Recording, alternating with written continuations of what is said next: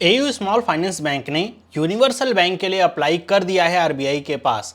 अब ये न्यूज क्यों इतनी इंपॉर्टेंट है और क्या ऐसा अंतर है स्मॉल फाइनेंस बैंक और यूनिवर्सल बैंक में जो कि इसने अब ये ट्रांजिशन करने का फैसला लिया है। सब कुछ इस वीडियो में हम समझेंगे, डिटेल में सारी चीज़ें समझेंगे। बहुत इंपॉर्टेंट है ये आपके एग्जाम के लिए।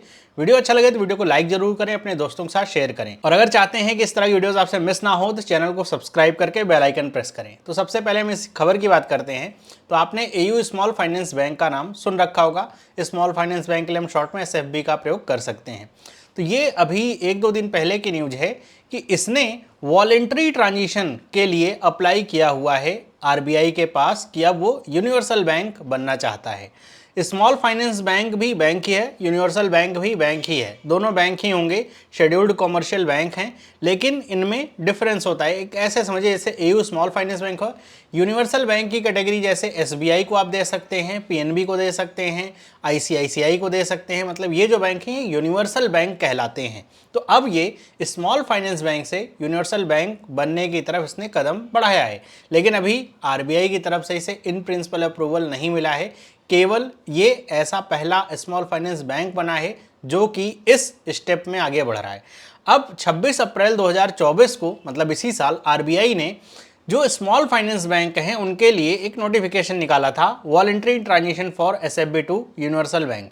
उसमें कंडीशंस लगाई थी कि जो स्मॉल फाइनेंस बैंक चाहते हैं कि वो यूनिवर्सल बैंक की कैटेगरी में आ जाएं, मतलब ट्रांजिशन कर पाएं, अपग्रेड हो पाएँ, तो उसके लिए कुछ टर्म कंडीशन, शर्तें, एलिजिबिलिटी, वो सारी चीज़ें निकाली गई थी कि अगर आप ये फॉलो करते हैं तो आप अप्लाई कर सकते हैं। अब आपको पता होगा कि अब पहले की तरह नहीं है सिस्टम। जैसे पहले होता था कि अगर कोई बैंकिंग लाइसेंस के लिए अप्लाई करना चाहता है तो आरबीआई एक तय लिमिट के अंदर एक विंडो ओपन करती थी जिसमें सब लोग अप्लाई करते थे और उसके बाद फिर उसी टाइम फ्रेम में अप्लाई करना होता था। फिर देखा जाता था स्क्रूटनी के बाद कि कौन सा बैंक प्रॉपर फिट बैठ रहा है, उसको इन प्रिंसिपल अप्रूवल दिया जाता था। लेकिन अब जो सिस्टम है उसको कहते हैं ऑन टैप लाइसेंसिंग।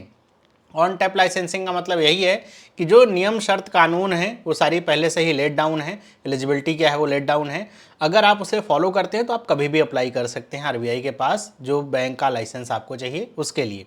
तो इस तरह का जैसे यहाँ पे पहले से जो शर्तें हैं, एलिजिबिलिटी निकाली गई थी, ये भी पूछा जाता है कि आरबीआई के पास शक्ति कहाँ से आती है। तो ये जो इंस्ट्रक्शन है या नोटिफिकेशन आरबीआई ने निकाला था section 22(1) of banking regulation act 1949 में, जो उसको पावर्स हैं उसको एक्सरसाइज किया था। तो ये एक बेसिक आइडिया हो गया। अब मैं आपको अगर समझाऊं कि इसमें एलिजिबिलिटी क्राइटेरिया क्या रखा गया है आरबीआई के द्वारा कि ये क्राइटेरिया अगर आप फॉलो करते हैं तो अप्लाई करिए, लेकिन इसके बाद ये नहीं कि आपको मिल ही जाएगा, फिर वो स्क्रूटनी प्रोसेस से गुजरेगा, फिर इसके बाद तुरंत यूनिवर्सल बैंक का लाइसेंस नहीं मिलता है, इन प्रिंसिपल अप्रूवल मिलता है कि मतलब कि एक कुछ उसको टारगेट दिए जाते हैं कि कुछ समय दिया जा रहा है आपको, 1 साल 1.5 साल का, वो टारगेट में आपको पूरा मीट करना पड़ेगा। उसके बाद फिर अगर सेटिस्फैक्ट्री परफॉर्मेंस है तब आपको प्रॉपर लाइसेंस मिलेगा। तो इसमें जो पहला क्राइटेरिया था वो ये था कि जो भी एसएफबी ऐसा करना चाहता है उसको शेड्यूल्ड स्टेटस प्राप्त हो और उसका सेटिस्फैक्ट्री ट्रैक रिकॉर्ड हो परफॉर्मेंस का for the minimum period of 5 year, कि पिछले 5 साल का आपका सेटिस्फैक्ट्री ट्रैक रिकॉर्ड हो। ऐसा नहीं है कि एक ही साल में आपका सेटिस्फैक्ट्री ट्रैक रिकॉर्ड है और आप कूदने लग गए कि हमको अब यूनिवर्सल बैंक बनना है। फिर दूसरा है कि जो भी एसएफबी ऐसा चाहता है उसके जो शेयर्स हैं वो लिस्टेड होने चाहिए रिकॉग्नाइज्ड स्टॉक एक्सचेंज में, जैसे बीएससी एनएससी हैं तो रिकॉग्नाइज्ड स्टॉक एक्सचेंज है, यहाँ पे लिस्टेड भी होने चाहिए। फिर जो मिनिमम नेटवर्थ का क्राइटेरिया है, आपको पता होगा कि ये बढ़ा दिया गया है। पहले 500 करोड़ हुआ करता था यूनिवर्सल बैंक के लिए, अब ये 1000 करोड़ रुपए हो गया है। तो आपकी मिनिमम नेटवर्थ 1000 करोड़ रुपए होनी चाहिए, तभी आप अप्लाई कर सकते हैं, और as the end of previous quarter, मतलब पिछला जो क्वार्टर था उसको देखते हुए। चौथा इसका जो क्राइटेरिया वो है कि आपका जो CRAR है, तो CRAR का मतलब होता है capital to risk weighted asset ratio. मतलब ऐसे समझिए कि इसको निकालने का तरीका ये होता है कि इसमें ये देखा जाता है कि आपने जो लोन बांट रखे हैं वो कितने रिस्कियर प्रोपोर्शन में है आपके पास जो कैपिटल है उसकी तुलना में। तो इसको निकाला जाता है कि आपके पास जो टियर 1 कैपिटल है, टियर 2 कैपिटल है, उसको जो है डिवाइड किया जाता है जो भी आपका रिस्क वेटेड एसेट रेशियो है लोन का। मतलब आपके जैसे आप अगर किसी प्राइवेट कंपनी में काम करने वाले व्यक्ति को अगर आप लोन देंगे तो रिस्क ज़्यादा, वो रिस्क वहाँ बढ़ा रहेगा। किसी गवर्नमेंट एम्प्लॉय को लोन देते हैं तो रिस्क थोड़ा कम रहता है डिफ़ॉल्ट करने का। तो इस तरह आपने जो लोन बांटे हैं, एक तरीके से समझिए क्वालिटी बताती है कि उसमें अगर डिफ़ॉल्ट हो जाता है तो आपके पास, बैंक के पास क्या वो कैपिटल है कि उस लोन में जो डिफ़ॉल्ट है उसको एब्जॉर्ब किया जा सके। तो बैंक की कैपिटल कितनी हेल्दी है वो दिखाता है। तो इसमें जो SFBs के लिए रिक्वायरमेंट है वो है 15% की, वर्तमान समय में कम से कम 15% तो होना ही चाहिए, तो वो पूरा करना चाहिए। उसके बाद नेट प्रॉफिट में उसे होना चाहिए पिछले 2 फाइनेंशियल ईयर में, और उसका जो GNP है मतलब ग्रॉस नॉन परफॉर्मिंग एसेट और नेट नॉन परफॉर्मिंग एसेट जो है, तो जो ग्रॉस वाला है वो कम से कम कह रहे हैं कि 3% या उससे कम होना चाहिए, और नेट जो है वो 1% या उससे कम होना चाहिए पिछले 2 फाइनेंशियल ईयर्स में। अगर इनके बीच में डिफरेंस नहीं पता है तो एक वीडियो में बता दूंगा ताकि अच्छे से एक्सप्लेन करके बता सकूं कि GNPA और NNPA का मतलब क्या होता है और कैसे कैलकुलेट होता है। NPA का मतलब तो सभी लोग समझते हैं कि आपने जो लोन दिया है वो डिफ़ॉल्ट हो गया है, मतलब वो चुकाया नहीं जा रहा है, नॉन परफॉर्मिंग एसेट हो गया है। तो ये जो NPA और GNPA और NNPA है ये भी कम होना चाहिए, तभी आप अप्लाई कर सकते हैं, ये पिछले 2 साल का देखा जाएगा। तो ये सारी शर्तें हैं या कह सकते हैं एलिजिबिलिटी क्राइटेरिया जो सब होनी चाहिए। इसमें आइदर और वाली कंडीशन नहीं है कि ये नहीं है तो वो हो सकता है, ये सारी शर्तें माननी होंगी तभी आप अप्लाई कर सकते हैं। अगर मान लीजिए ऐसा नहीं है कि आपका कोई जैसे CRAR या आपका 12% पे चला, आप कहीं अप्लाई कर देते हैं क्या पता चलेगा, तो ऐसा नहीं होता है।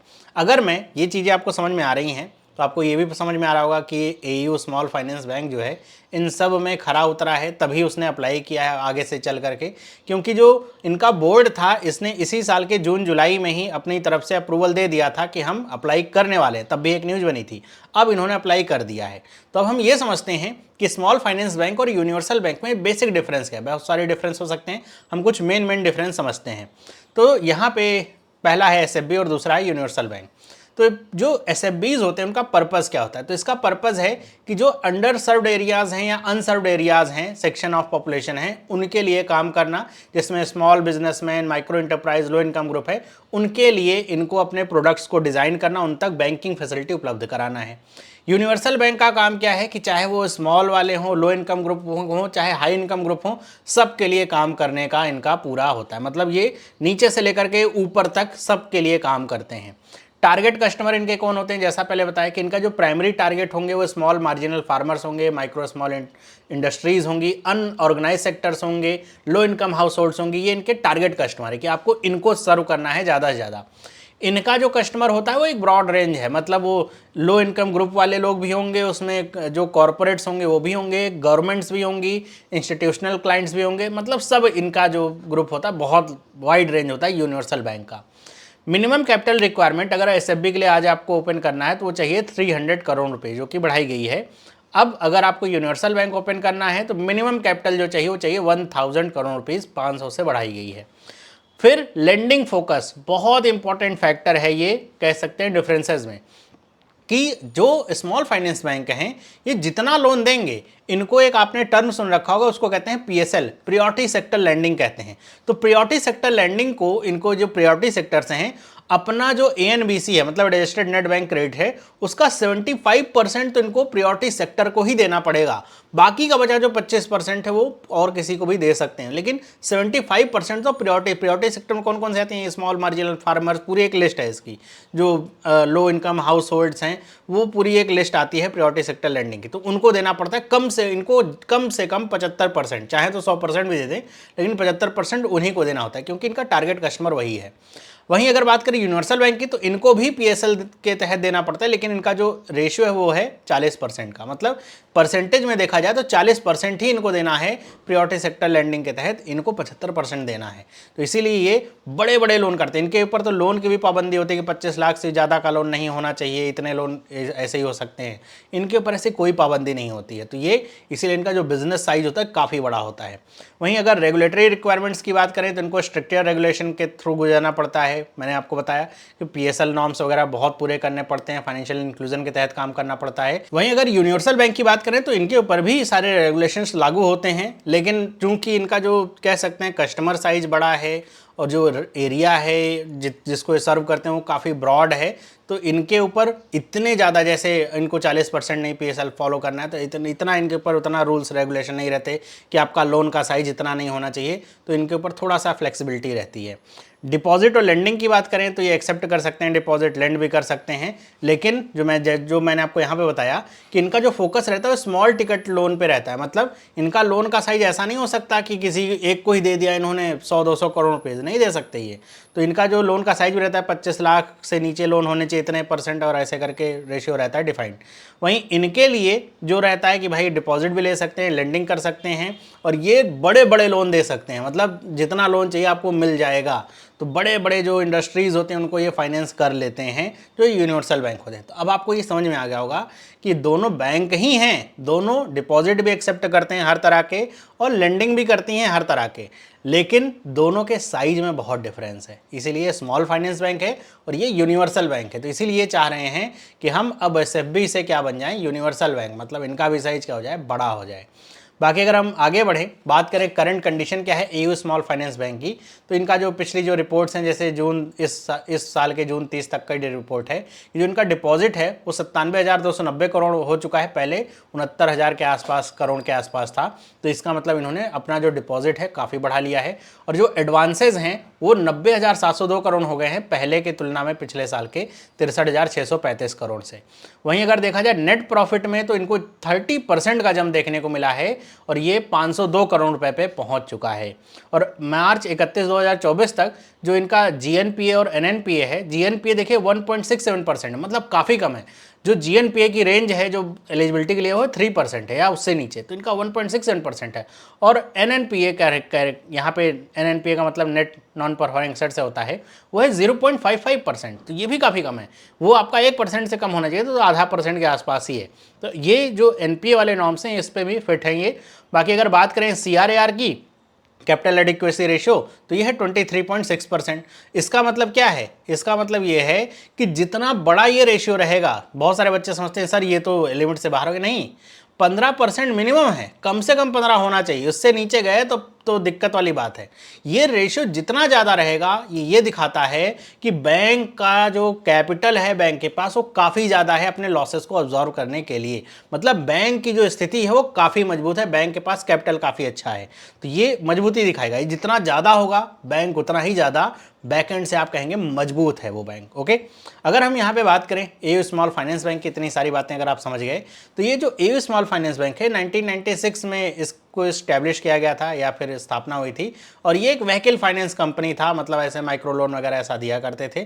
फिर 2015 में इसने इन प्रिंसिपल अप्रूवल इसको मिला स्मॉल फाइनेंस बैंक का, इन्होंने अप्लाई किया तो इन प्रिंसिपल अप्रूवल दिया जाता है पहले, और फिर 2017 में अगर आपने वो सारी जो आपको टारगेट दिए गए थे आप मीट कर जाते हैं तो उसके बाद 2017 में इसको ऑफिशियली बनाया गया एयू स्मॉल फाइनेंस बैंक, मतलब प्रॉपर लाइसेंस प्राप्त हुआ। इसका हेडक्वार्टर जयपुर राजस्थान में है और 2021 में एयू स्मॉल फाइनेंस बैंक बना था सबसे बड़ा largest small finance bank in India.